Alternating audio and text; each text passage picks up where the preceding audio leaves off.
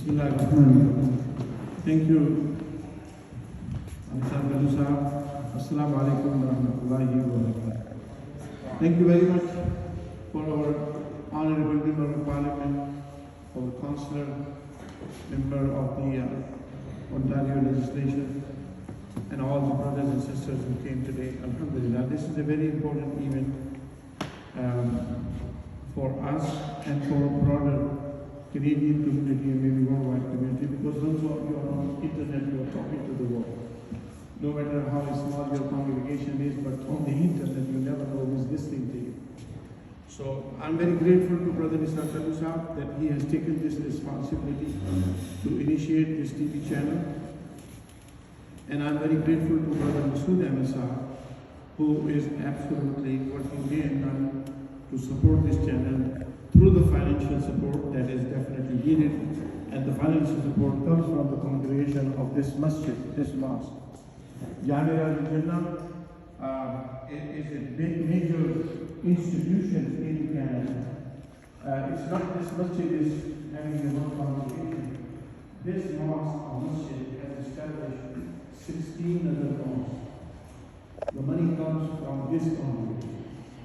So I openly admit and I openly say that this masjid has done so much for Canadian Muslims and for general Canadians also. As I'm not sure how many of you know, Islamic Supreme Council of Canada was established back in 2000, year 2000, before 9/11 tragedy in New York. And the intention was that to educate Muslims, number one, about what is Islam, because Muslims Against Terrorism was the first organization that I established in Calgary back in 1997. Muslims Against Terrorism was the first organization. And Muslims Against Terrorism was basically to stand up against violence, terrorism, domestic violence, and other forms of violence. But Islamic Supreme Council of Canada has two objectives. One is for Muslims and the other is for non-Muslims. Because we live in this country where majority of people are non-Muslims. Our neighbors, our colleagues, our classmates, our friends, they are majority are non-Muslims. So there are some people who create a negative image of Islam. There are people who read prayers just like me, they pray. But they also profess or practice violence, and that was the message of Islam.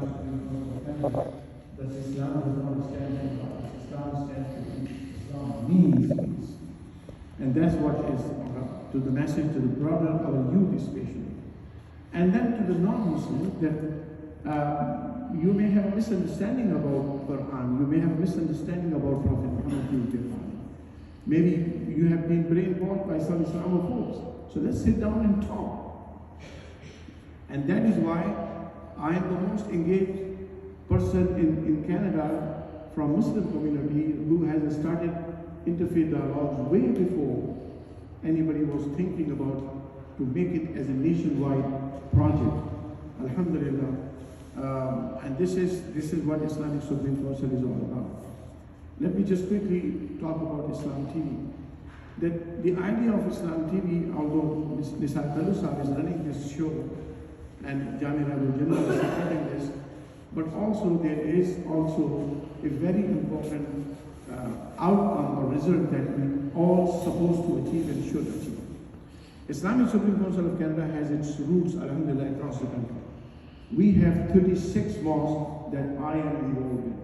And Islamic Supreme Council of Canada is the umbrella organization of 26 mosques across the country. From Nova Scotia to British Columbia, in every province, we have various mosques. Just in Ontario, we have 11 mosques.